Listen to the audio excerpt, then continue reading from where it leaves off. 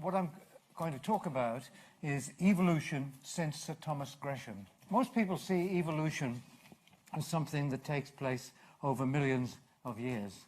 And Darwin certainly never thought that he'd see it in action. Now we can certainly see it in action. And even in the 500 years since the death of Sir Thomas Gresham, we've seen a lot of evolution going on in ourselves, in the animals and plants around us. And indeed, even in a period of 10 years or so, we've sometimes seen quite a lot of evolution going on. Well, that's what I'm going to talk about. First of all, I'm going to talk about the changes that have happened in London itself.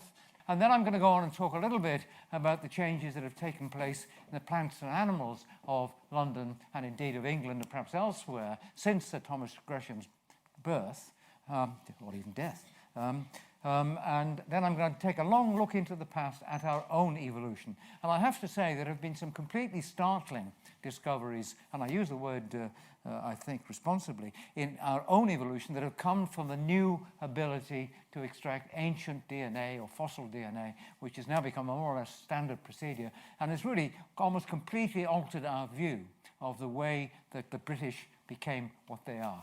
And how the British population emerged. Okay.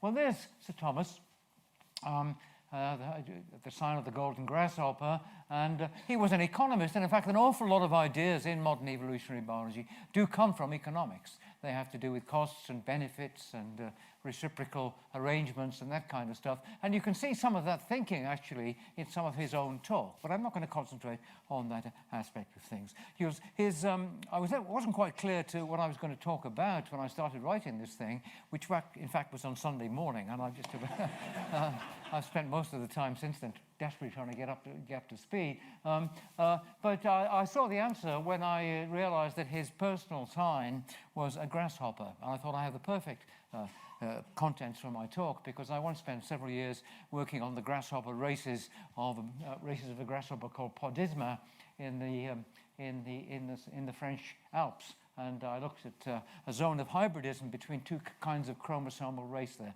And I thought the audience would be fascinated by that. But then I thought that would be too exciting and might cause riots. So I thought I'd try and wire it a bit. Okay.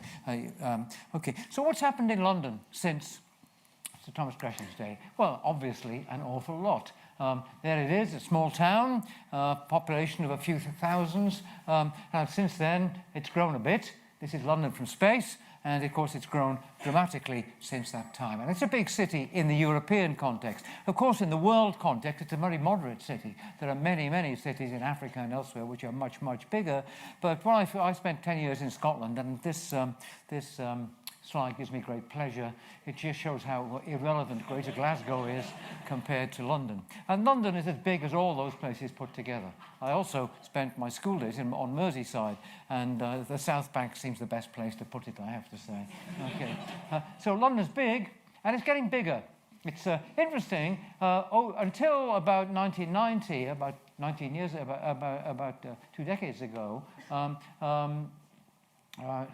more than 2 decades ago, London was shrinking. And in fact, the London plan of those days was to plan for a decrease in population, which was of course, a complete mistake and error. And since then, it's been growing, and it's been growing fast. The fastest growth very fast growth has been in 2019. The fastest was in 2015. It's slowing down a bit, but it's going to continue to grow until perhaps in 2035, it's going to have about 10.5 million people, up from the 9.2 million who live there today. So it's a big city. And it's a kind of microcosm of evolution. Well, what is evolution? Well, evolution is what Darwin called descent with modification. Descent, the passage of information from one generation to the next. Modification, the fact that that passage is imperfect. And we can rephrase that in modern terms as genetics plus time. Because we pass on genes to the next generation through DNA, and DNA is copied imperfectly, errors or mutations build up, and evolution is inevitable. It's simple. It's so simple, in fact, it could almost be physics. That's a joke, by the way. Okay. But Darwin had another idea, which was natural selection, which we can see in action all around us. Natural selection inherited differences in the ability to reproduce, to pass on genes. So if you have a genetic variant that makes it more likely that you will stay alive, will find a mate, and will have more offspring than your neighbors, then that gene will become more common, and in time, Darwin thought, new forms of life would emerge. And he used all kinds of evidence for his ideas, some of which I will use, and particularly he used an awful lot of geographical evidence. He used a lot of evidence from domestic animals and a lot of evidence from geography. Everybody knows about his visit to the Galapagos, where he spent only 5 weeks, in fact, but that gave him the germ of his idea. And it turns out that that idea of domestication, variation in artificial conditions, which is his chapter 1, and the geographical idea, which forms the first sentence of The Origin of Species. When aboard HMS Beagle as naturalist, I observed some peculiarities in the distribution of the animals and plants of South America, the first words of The Origin. It turns out that both those insights are very, very important today. The evolution in artificial condition in farms and cities, and overwhelmingly geographical movement and change on a scale which we had never previously imagined.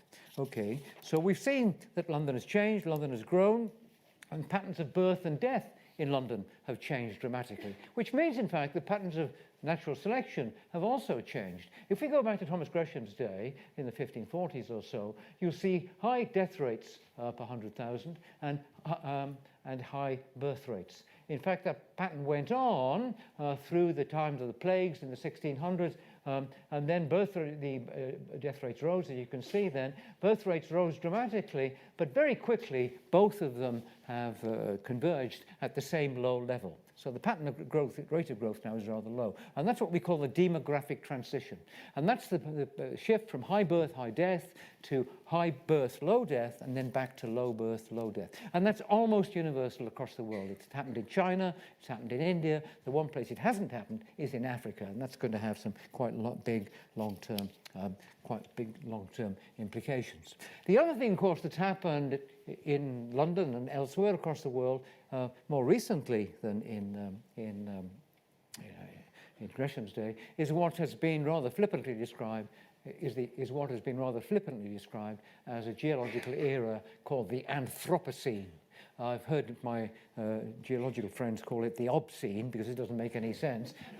But the point of a geological era, it's got an identifiable start and an identifiable finish. And the question is, when can you identify the start of the Anthropocene? Some people say with the atom bombs, some people say with carbon from smoke, some people say at the time of agriculture. But if we just say it happened in the last 100 years, as a rough guess, there have been dramatic ecological changes since then, changes in the environment, which you're no doubt familiar with in general, but are on a scale that many people don't realize. The population of the world has increased from 1.8 billion to almost 8.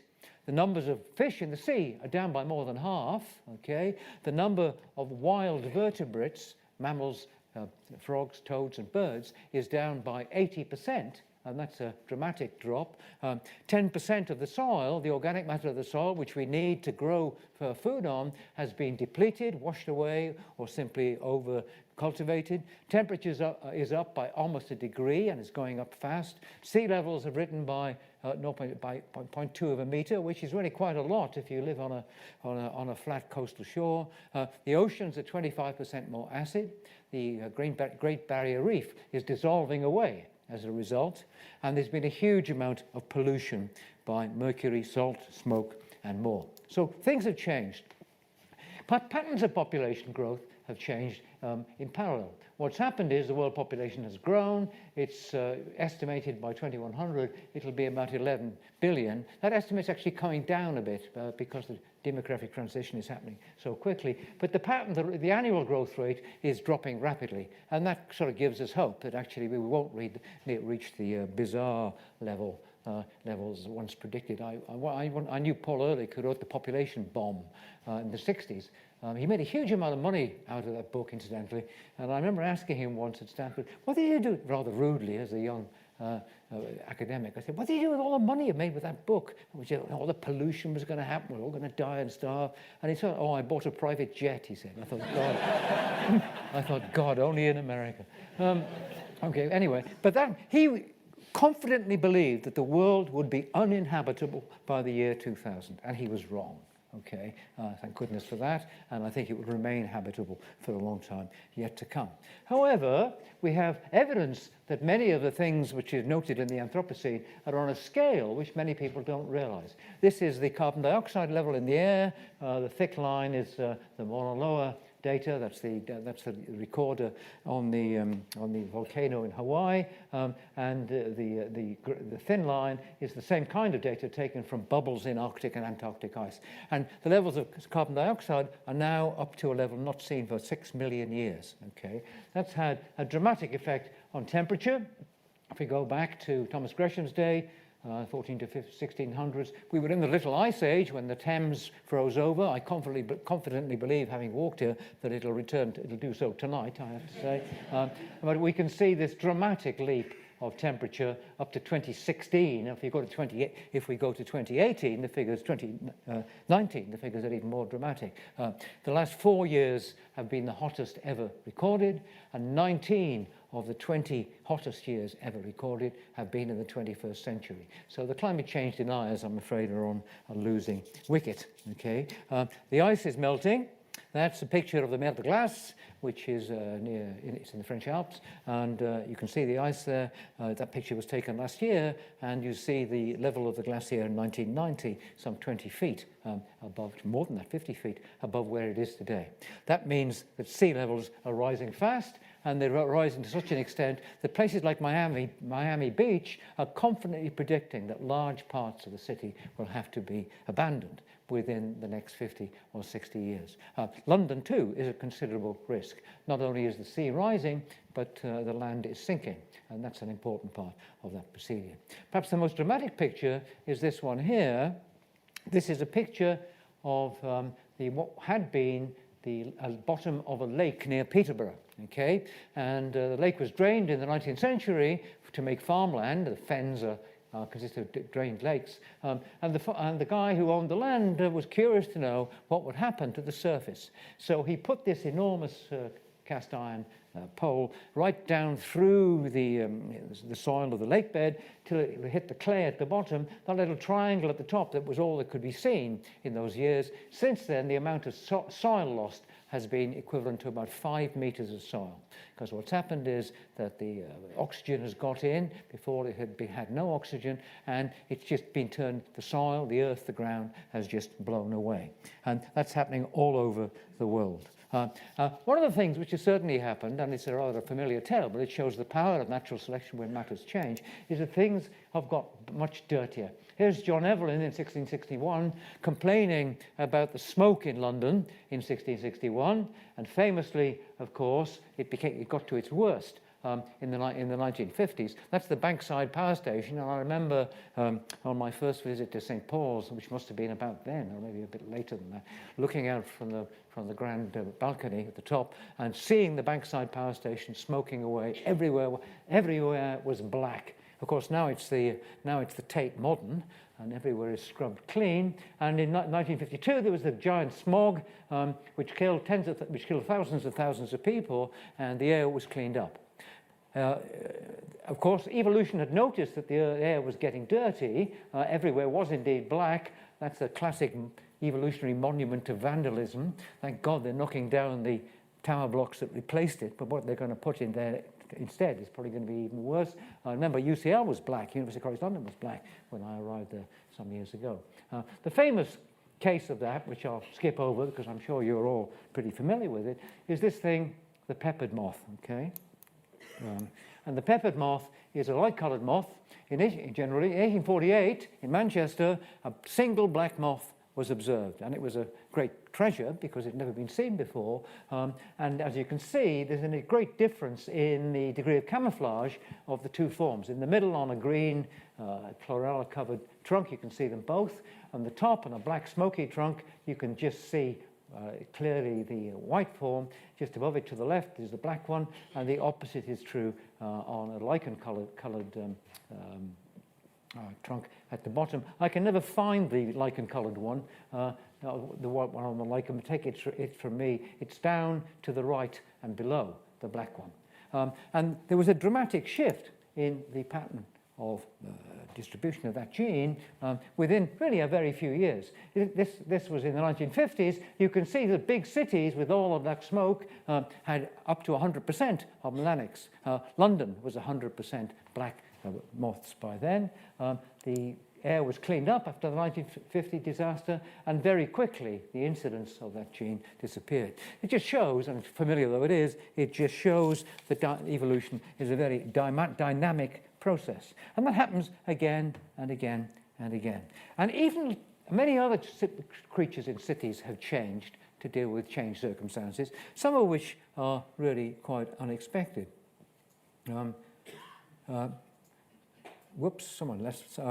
For example, when I first moved to Islington, to London 40 years ago, I found a flat in Islington for a very moderate rent.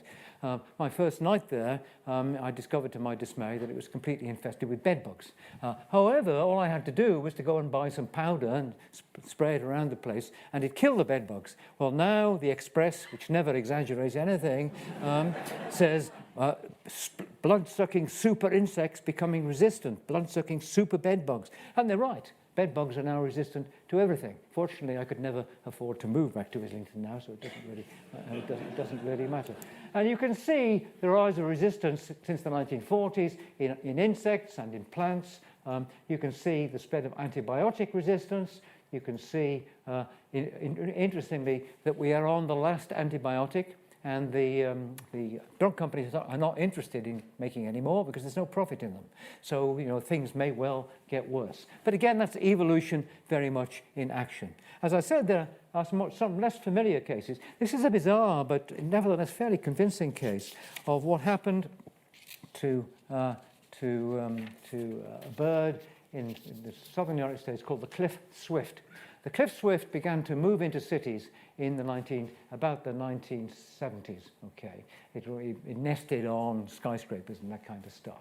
And what happened was that large numbers of the birds, which often dive down to the ground level to catch insects, were killed by cars. Okay, and what you find is, if you measure their wings, it turns out that the ones with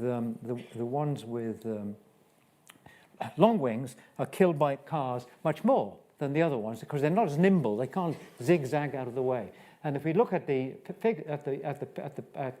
number B, you'll see that the wing length of those killed by cars, the black lines, are much longer than those that survive. And you can see in C that over a period of from 1984 to 2012, the average wing length went down by about 3 or 4 millimeters. So even birds can respond rather quickly to that kind of thing.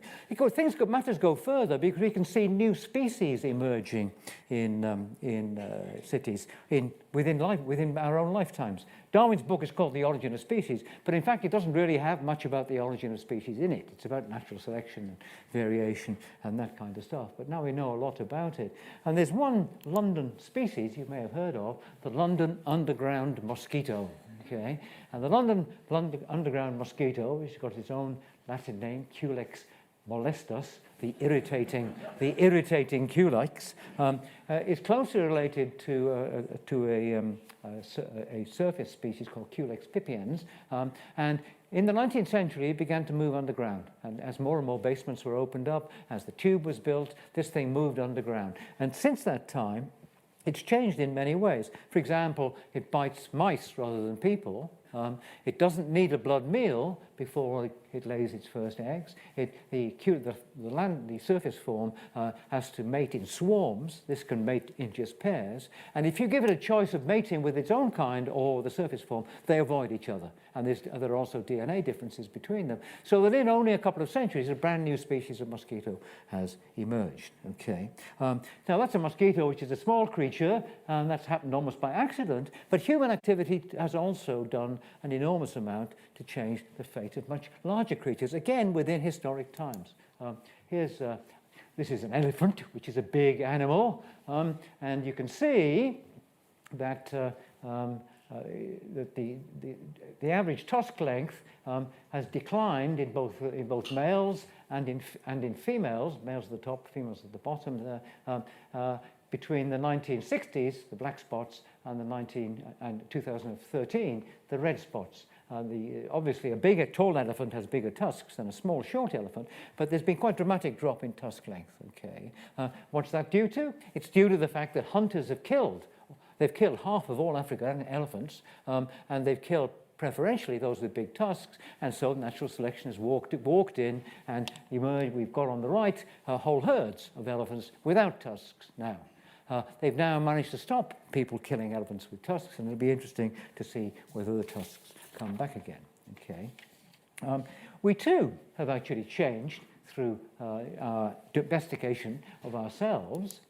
No, sorry, here's another one of the same kind of thing. Another thing which has changed, as I said, more than half the fish in the sea are now missing, and the food fish, even more, are now missing. What that means, and that means in turn that when you take a fish like a cod, if you look at very heavily fished cod regions, the fish involved now become mature when they're much smaller than they used to be, because if they get much larger, they'll be killed. They'll be picked up and killed and eaten by the nets, and they also mature much more quickly. And that's another reason why fisheries yield is going down. Evolution has changed the way the fish reproduce.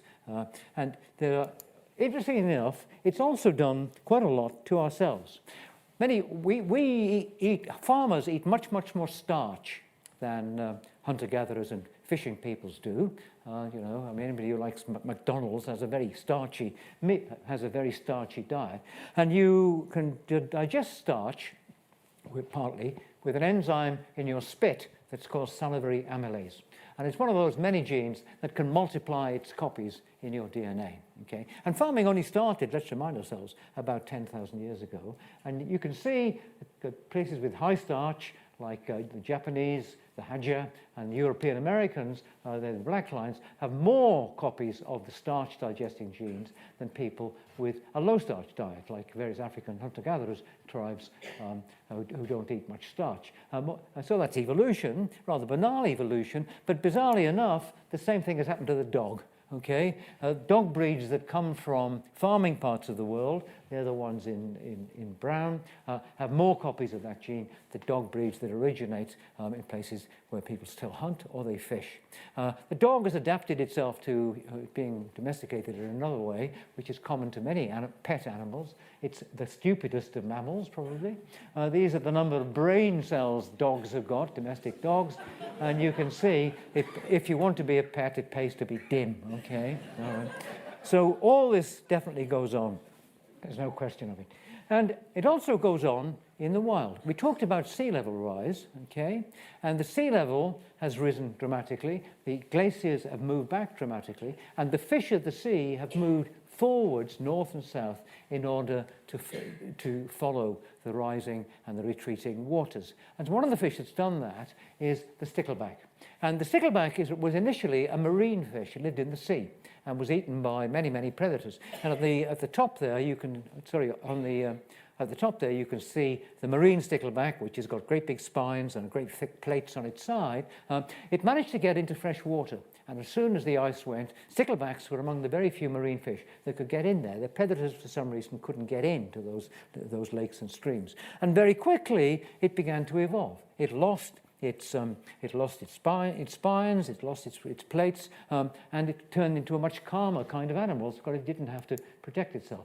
And that happened with amazing speed. These are independent places where people have looked at marine and freshwater sticklebacks. The freshwater ones emerged from the local marine ones. They differ genetically at the DNA level, but every single one has done the same thing. So that evolution has reproduced that experiment again and again and again.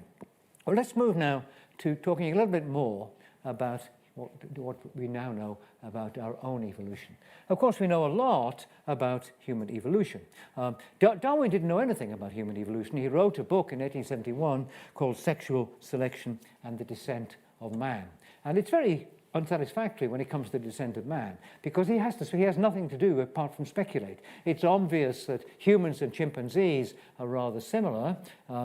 Queen Victoria went to the zoo, London Zoo, in the 1840s, and noted in her diary that the chimpanzee, that the orangutan was painfully and disagreeably and frightfully human.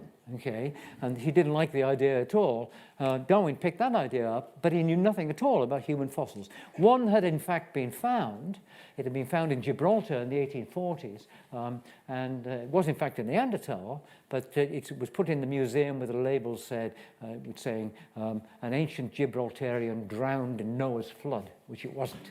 Okay, but now of course we know a huge amount about human fossils, but perhaps most strikingly we know not just about the bones, but the genes. Okay, and ancient DNA has become a real industry. One time it seemed, even, let me think, 15 years ago, it seemed quite impossible that it would be possible to find large chunks of DNA, the genetic material, in fossils going back many, many thousands, sometimes tens of thousands of years. And the first person who did it, Sir Thomas, people kind of laughed at him and said, you can't have done that, it's impossible. DNA is a very unstable molecule, you can't possibly use it. But now it turns out it's quite easy. Sir Thomas took DNA from the teeth, inside the teeth of fossil specimens, where it was tucked away inside the closed tooth. People have now moved on to an even better idea. They use the bones of the ear ossicles, the little things inside your ear which move around and tell you when you're standing up and leaning over and that kind of stuff. And they too contain DNA which has scarcely been influenced by the outside world. So many, many thousands of samples of fossil DNA have now been analysed across the world in animals and in humans. And many people know some of the results. For example, it's well known now that Europeans have some of their genes that come from Neanderthals. Africans have none. People in the Far East have a few, but Europeans have quite a lot of Neanderthal genes that comes from hybridization between the two forms many tens of thousands of years ago. The gene for red hair is on a piece of Neanderthal DNA, which I think explains a lot about the personality of the Scots and the Irish in particular. Okay, so that's all well and good, but in the last, and we can go back a long way. One of my colleagues at UCL last year was part of a group that sequenced the ancient DNA of Cheddar Man. This is Cheddar Man, an image of him, rather imaginative image, sitting on the steps in the Natural History Museum with Charles Darwin beaming from the top. And the thing which was startling about Cheddar Man, it was completely clear from looking at his ancient DNA, 10,000 years old, was that what was clear was that he was black, or at least he was very dark in colour. Okay, we know why that was. People had only just got into British Isles after the ice had retreated, and they were beginning to lose their pigment because having a dark skin in Britain's lousy climate gave them a shortage of vitamin D, and so a lot of light-coloured genes quickly replaced the dark ones. But that's in Cheddar Man, and there was a great deal of fuss when Cheddar Man was discovered in the 1890s, was it? So about the possibility there would be descendants of him alive today. And when this work was done, there were many learned articles in the newspapers claiming that this person or that person or all of us were descendants of Cheddar Man who'd lived in Britain 10,000 years before the present. Well, the answer is, well, maybe, because this is really where the startling change takes place. It turns out that the British population today has almost no relation at all to Cheddar Man or even the people who lived on the British Isles 5,000 or 6,000 years ago. And that comes from a very recent piece of work on ancient DNA. What we've got here is a diagram that shows samples of ancient DNA taken from across much of Europe. We've got one or two from Britain, but there are many more from northern Spain and caves there, lots in Germany, there are many more yet to be found, no doubt. And the dates at the bottom, as you can see, they go from about 2,000 years ago to as much as 10,000 years ago. Okay, and what you can do, and I'll have to talk you through this, is to make a diagram which shows, from the DNA sequences of those ancient remnants, shows the patterns of relatedness of the individuals which you've dug up or obtained from France, Spain, and so on, from Britain in ancient DNA, the patterns of relatedness. And this rather complicated diagram tells us what's going on. I wonder if we have a pointer. No, we don't have a pointer. Okay. What we've got here is, let's just look at the coloured blobs. Okay. What we've got here is a statement that in ancient times, modern European, the population much of the population of the samples of DNA which we've got come from Eastern Europe and into Ukraine and into Russia, and they're shown as yellow blobs there. And there are various other groups nearby from the Bronze Age, 5,000 or 6,000 years old, and they were relatively culturally advanced. If you look to the left of that diagram, you'll see groups named as Eastern European hunter-gatherers and Western European hunter-gatherers, and that included, of course, the people of Britain, Ireland, France, and Spain of that time. Okay, and they're quite distinct from the people who lived, those yellow blobs, apart from the coloured triangles. They're quite different from the people who lived on the steppes and in Eastern Europe. Okay, so what are the boring little black blobs in the background? They're modern Europeans, and what that tells us is that modern Europeans are almost all descended from the peoples of the steppes of Ukraine and of Western Russia. Now that's a quite unexpected finding. In fact, they descend from a group called, what the hell is going on now? It's not called that. They descend from a group called the Yamnaya. Okay, and the Yamnaya or Yamna, you can see where their homeland was, and they were early Bronze Age people. They took up the ability to work on bronze well before people in Western Europe, and they bred horses, and that gave them an overwhelming military advantage. So what happened was that about 5,000 years ago, the Yamnaya began to invade Western Europe, and they invaded them with enormous success. What actually happened was the Yamnaya genes wiped out large parts of the hunter-gatherer population of Western Europe, which is probably not particularly abundant anyway. In particular, they wiped out the males, which is what tends to happen in war situations. And if you draw the map of the incidence of Yamnaya genes in Europe today, you'll see that actually an awful lot of British genes come from the steppes, even more German genes, but as you go down into Spain and North Africa, almost none do. Okay, so we're basically all Ukrainians, all right? Which may be a surprise, but it certainly was a surprise to me. And the effect wasn't small, the effect was big. It had a large effect on the diversity of Europe. This diagram here shows the amount of genetic diversity in fossil DNA, shown by fossil DNA, in European populations in the New Stone Age at the top. And you can see, as you go from place to place in Europe, the amount of difference, and that's the distance apart to the points in those lines, the amount of genetic difference is really quite extensive. Then we begin to move into from the Stone Age to the Copper Age, the Chalcolithic as it's called, and that difference gets less, suggesting that people are beginning to move around and replace other peoples. Then in the Bronze Age, it gets less again, and then in the present, it's even less. And that's all, those last two represent another way of saying that all Europeans are descended from the same group, which we now know to be the steppe peoples, the Yamnaya. And the effect was particularly striking in Britain.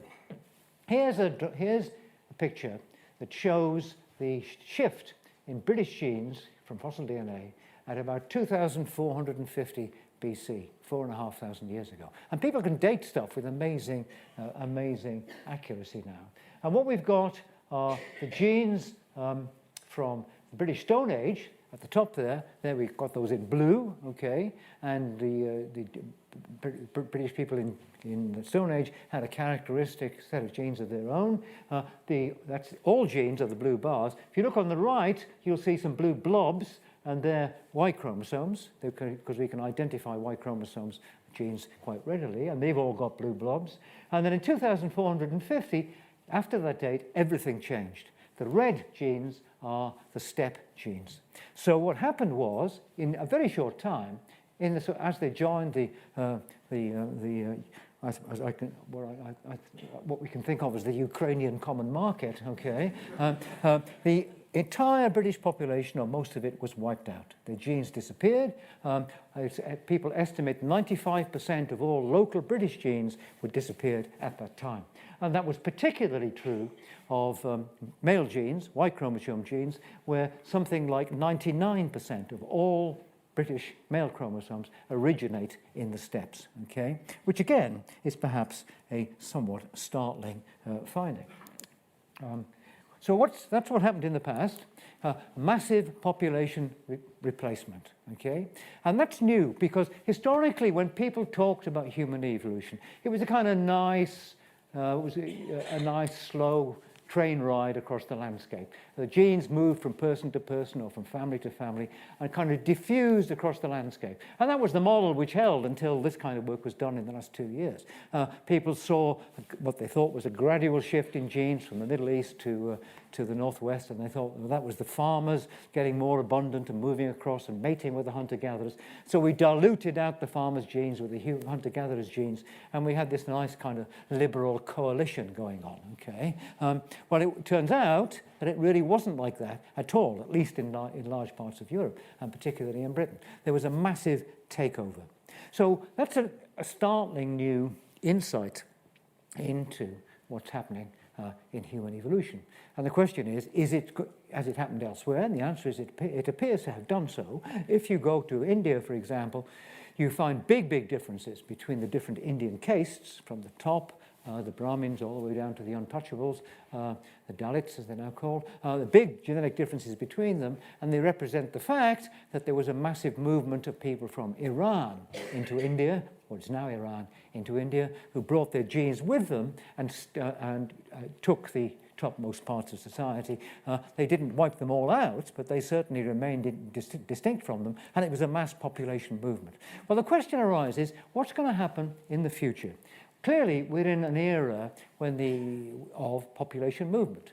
We see that on the news every day. We see people, desperate people, moving from Africa and elsewhere, but we also see plenty of people moving from elsewhere by air and getting into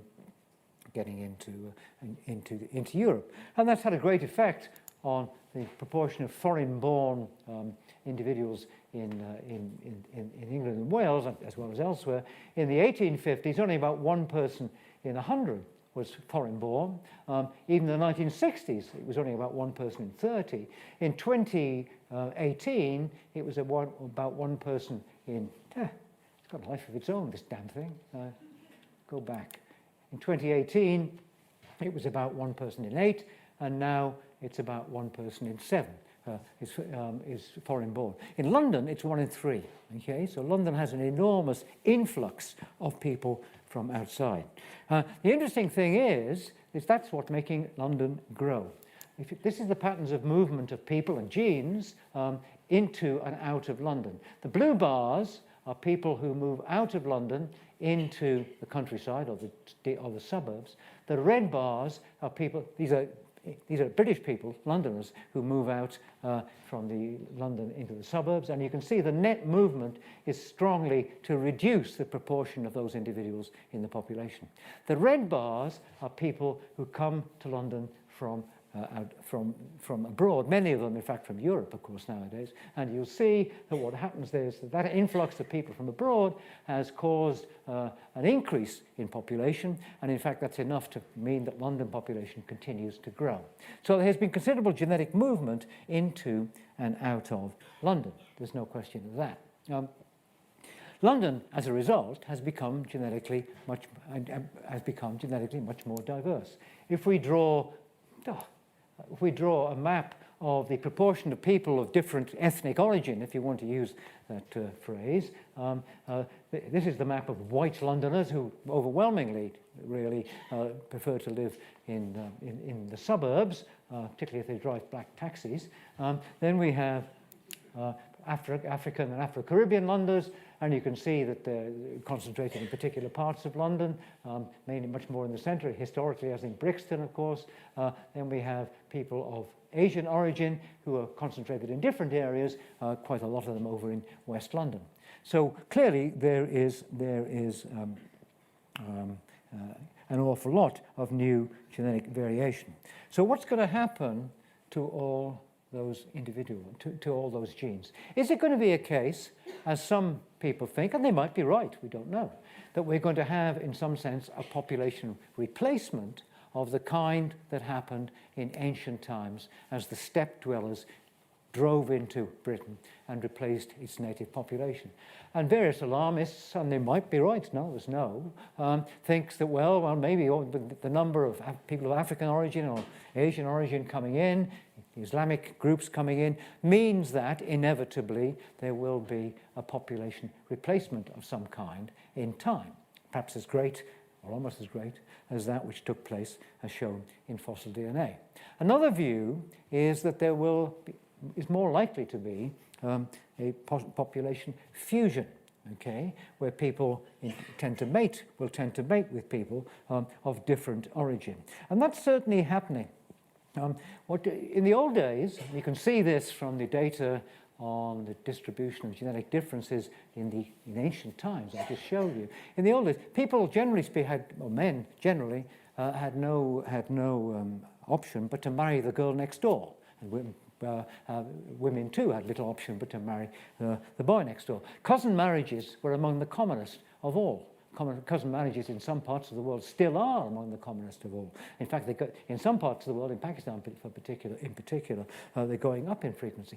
And we can see remnants of that in ourselves. I can ask you to do a simple experiment to show that we have a history of inbreeding, as it's called, of cousin marriage. Would you like to shake the hand, you don't have to, of the person next to you?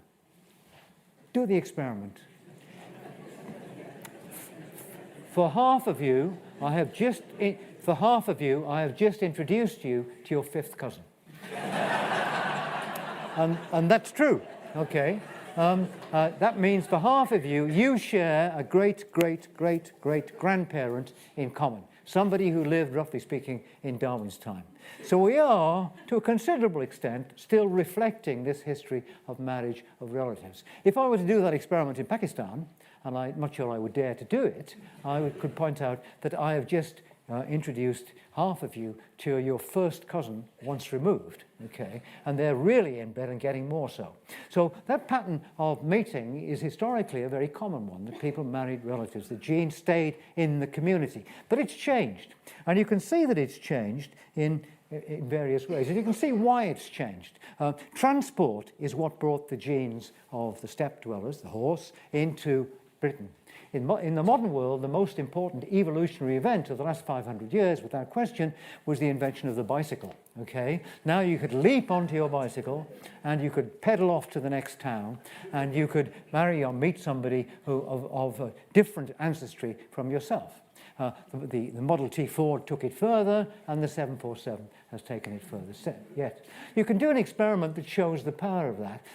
You can ask about marital distances. How far apart was your birthplace from that of your partner, if you have one? I ask my students. And then, at least until a few years ago, the answer was always very clear, that themselves and their partner were born further apart than their mother and father. Their mothers were born and fathers were born further apart than their mother's mother and their mother's father, and so on. And the same is true, actually, in my case. Myself and my wife, who comes from New York, but initially came from the Middle East as a Sephardic Jew, we were born 3,000 miles apart. She was born in Manhattan. I was born in Aberystwyth. And my parents, on the other hand, were born 3 miles apart in 2 villages in West Wales. I once told the students this, and a very rude student shouted from the back, "And it shows." I don't know whether he was right or not. But that distance is going up. Okay, it's a microcosm of movement. As I said, in Britain now, about 1 in 8 or so are born abroad. If you look at university or college students in Britain, the figure's much higher, and it's clearly the case that many of their relationships are going to develop into permanent and lasting relationships. And I see that at UCL very often. There is surprisingly little separation, there's some without question, between the various ethnic groups and their patterns of association with each other. The big exception to that is people of Islamic origin, which still retain what William Blake called the mind-forged manacles of religion. Their mate choices, and many of their choices, are determined by their culture, and that is much less strong in most other groups. So everything is not straightforward, but it certainly is doing something. So what's going to happen? Oh, it's done it again. What's going to happen to the groups of different ethnic origin in London in the coming years? People tend to forget that historically there have been quite a lot of people of African origin in London. This is William Hogarth's painting Noon. You can't really see it. I'll move over.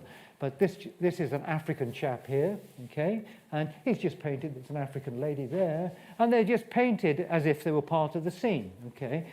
There were some claims that there was as many as, in the Gentleman's Magazine, which I think I regularly read, that there were 20,000 African servants in London, many of whom were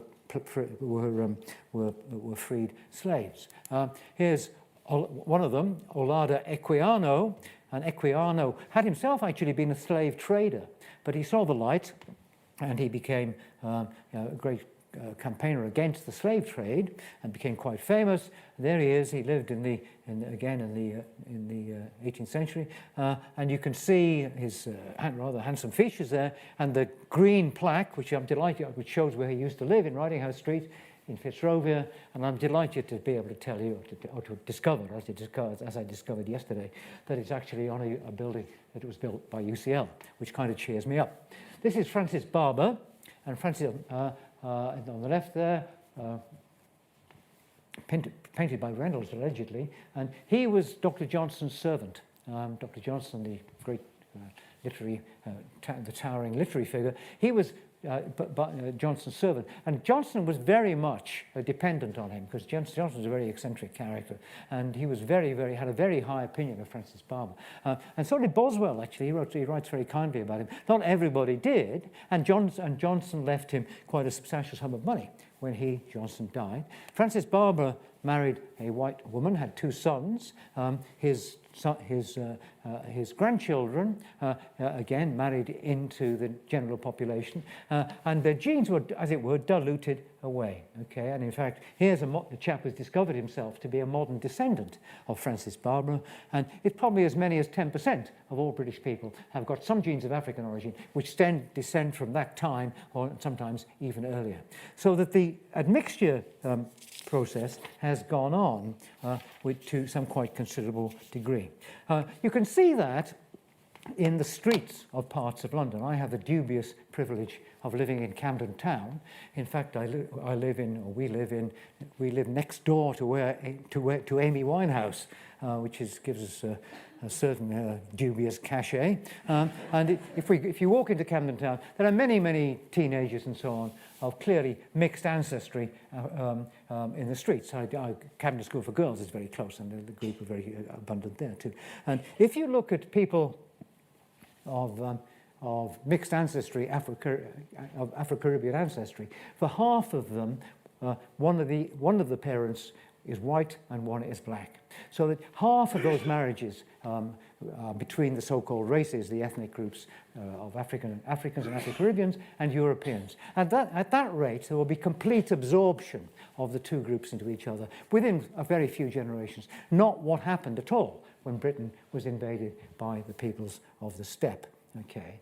However, there are considerable barriers. Let me put something else into that. So that's what's happening. However, this is going to become much more of a challenge. As I said when I started, there have been great patterns in the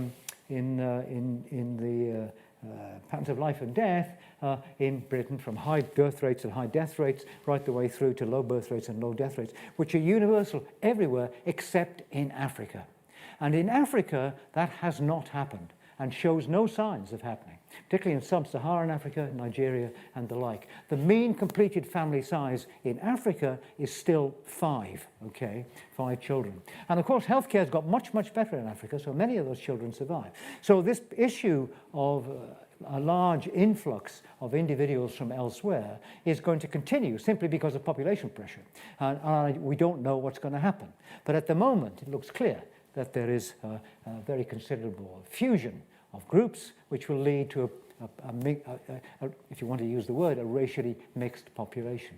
However, there are some much more powerful barriers to intermarriage of different groups, which are based not on skin color or an ethnic group, but on education. And here's go away. God Almighty, it's got a life of its own, this damn thing. Here we have some data from the States, and the data from Britain are even more striking, but I couldn't find the diagram, which shows the levels of education of people of different background. From HS minus is drop out of high school, somebody who doesn't finish their education, to high school alone, to go to college but drop out. C is go to college and get a degree, a bachelor's degree maybe, and C plus is to get, that's the dark blue, that's the lighter blue, that's to get an MSc or even a PhD. And you can see, and the height of the line, the vertical lines, is how much more likely than average is it that you will marry somebody of the same educational background as yourself. And the effect is quite striking. If we look at the left-hand one, high school minus, both people dropped out of high school. It is 6.5 times more likely if you drop out of high school that you yourself will marry somebody who dropped out of high school.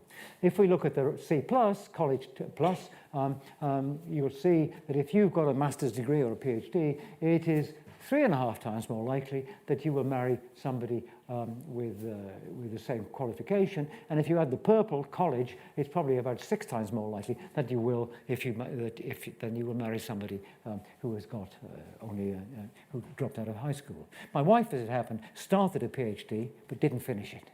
So quite where we stand in that equation, I don't know.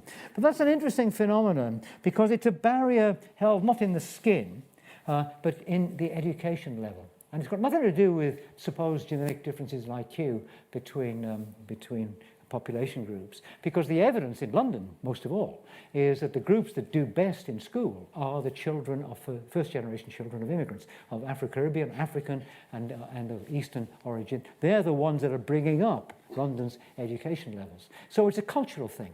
So we are choosing our mates on the basis of culture. So if you want to ensure that we have a happy, harmonious and homogeneous group, what everybody should do is get a PhD. It's obvious, isn't it? And that's a very appropriate note on which to end the talk, because, of course, Sir Thomas Gresham was himself convinced of the same thing, and he, of course, founded the first university in London, which tried to do the same thing and still does. Thank you.